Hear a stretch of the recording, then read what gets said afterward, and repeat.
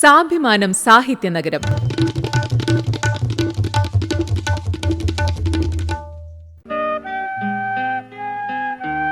എന്റെ കോഴിക്കോട്. നാടകപ്രവർത്തക എൽ.സി. സുകുമാരൻ.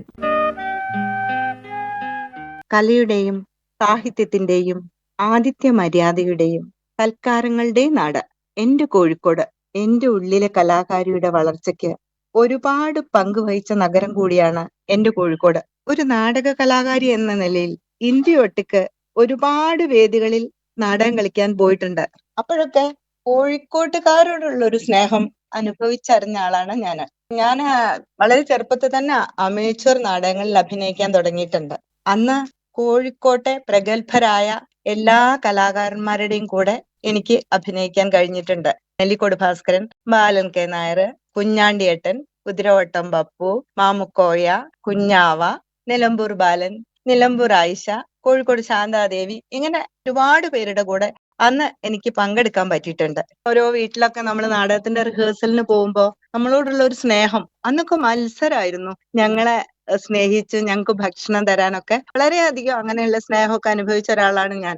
അതൊക്കെ കോഴിക്കോടിന്റെ ഒരു പ്രത്യേകതയാണ്. കുറെ അമേച്വർ നാടകങ്ങൾക്ക് ശേഷം ഞാൻ പ്രൊഫഷണൽ നാടകത്തിൽ അഭിനയിക്കാൻ തുടങ്ങിയത് 1971 അത് കോഴിക്കോട് സംഗമം തിയേറ്റേഴ്സ് എന്ന് പറഞ്ഞിട്ട് ഒരു ട്രൂപ്പ് തുടങ്ങി. അത് നാടകാചാര്യൻ KT മുഹമ്മദിന്റെ സൃഷ്ടി, സ്ഥിതി, സംഹാരം, സാക്ഷാത്കാരം, സമന്വയം, സനാതനം, സന്നാഹം എന്നീ നാടകങ്ങളുടെ ഒരു കാലമായിരുന്നു. കോഴിക്കോട് ടൗൺ ഹാളിൽ വെച്ചിട്ടായിരുന്നു നാടകത്തിന്റെ ഉദ്ഘാടനം. അപ്പൊ ഉദ്ഘാടനത്തിന്റെ ഒരു 4 ദിവസം മുമ്പ് ഒന്നിച്ച് ടൗൺ ഹാൾ ബുക്ക് ചെയ്യും. പിന്നെ അവിടെ വെച്ചിട്ടായിരുന്നു ഞങ്ങളുടെ നാടക റിഹേഴ്സൽ, രാവും പകലും. പിന്നെ അങ്ങനെ ഒരുപാട് നാടകങ്ങൾ കളിച്ചു. തിക്കോടിയം മാഷ്ടെ നാടകം, MT സാറ് ഒരു നാടകേ എഴുതിയിട്ടുള്ളൂ അന്ന് എന്റെ അറിവില്, ഗോപുര നടയിൽ. അതിൽ അഭിനയിക്കാൻ എനിക്ക് ഭാഗ്യമുണ്ടായി.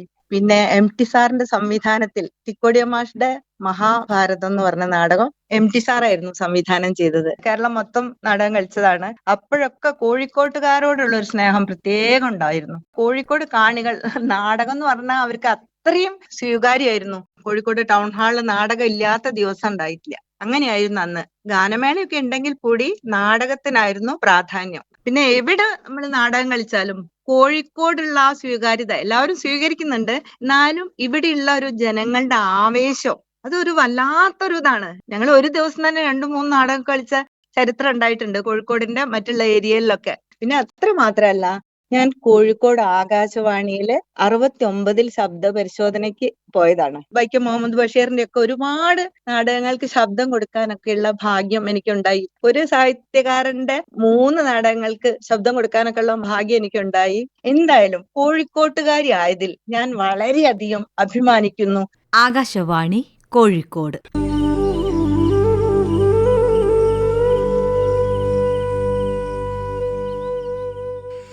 ഒരിക്കൽ മാത്രം നാടകം.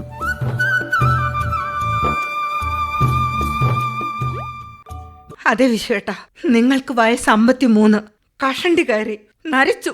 സംസാരത്തിൽ ചെറിയ വ്യത്യാസം. എന്നാലും നിങ്ങളുടെ അതേ രക്തത്തിൽ പിറന്ന എന്നിൽ നിന്ന് ഒളിക്കാൻ കഴിയോ ഏട്ടന്? കഴിയോ? ചോദിക്കട്ടെ, പുതിയ ഭാര്യയെ കൊണ്ടുവന്നിട്ടുണ്ടോ? പുതിയ ഭാര്യ? അങ്ങനെ ഒരാളില്ല. ഞാൻ ഒരാളെയെ പ്രണയിച്ചിട്ടുള്ളൂ. സാഭിമാനം സാഹിത്യനഗരം.